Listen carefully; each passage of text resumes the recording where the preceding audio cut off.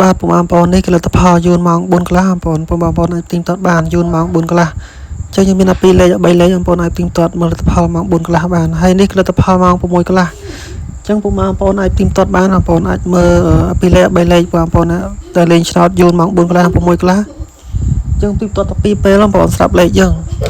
ចឹងផ្លេចឆាតប្រយោជន៍ដល់គ្នាបងប្អូនឲ្យលេខយើងស្រាប់ពុំបងប្អូនថ្ងៃហ្នឹង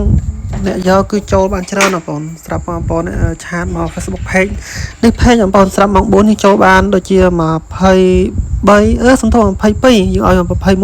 22 ចឹងចូលបាន22បងប្អូនស្រាប់ម៉ោង4ហើយនៅពេលយប់យើងឲ្យដូចជាឲ្យស្រូ3ស្រូ4ស្រូ5បងប្អូនតែយើងចូលស្រូ4ផង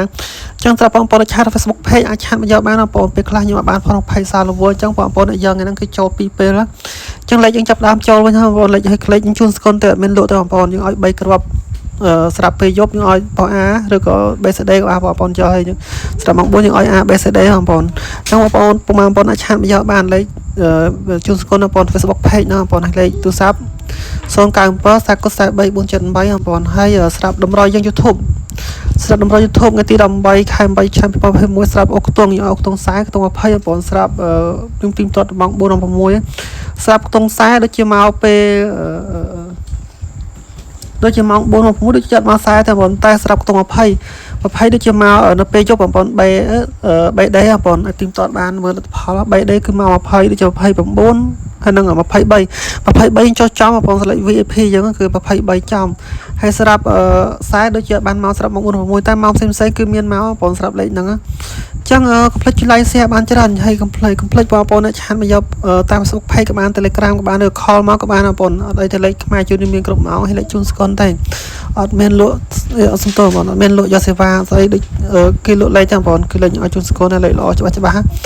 ចឹងស្រាប់តម្រុយយើងថ្ងៃទី19បងប្អូនហើយកុំភ្លេចចូលមកលើជួយ like ជួយ share បានច្រើន like share ដើម្បីចែករំលែក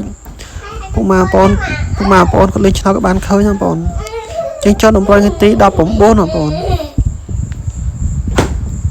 យើងចូលតម្រុយថ្ងៃទី19ស្រាប់លេខអុកខ្ទង់យើងឲ្យអុកខ្ទង់ឲ្យស្អែកយើងអុកខ្ទង់40បងប្អូនខ្ទង់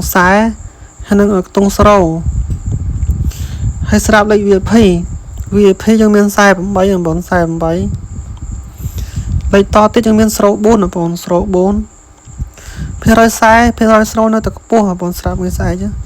ហើយនឹងពីក្រោយយើងឲ្យចិត្តគុតបងប្អូនចិត្តគុតហើយនឹងក្របចុងក្រោយគឺ39បងប្អូនលេខហ្នឹងយើងចាក់គ្រប់ម៉ោងទៅបងប្អូនចាក់យូនគ្រប់ម៉ោងទៅទាំងខ្មែរទាំងយូនហើយយើងទីមទៅ2ពេលព្រោះលេខហ្នឹងវាអាចចេញម៉ោងផ្សេងបងប្អូនតែខ្ញុំទីមទៅ2ពេលស្រាប់ម៉ោង4 6បញ្ជាក់ទៀតបងប្អូន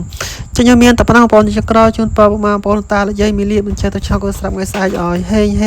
ង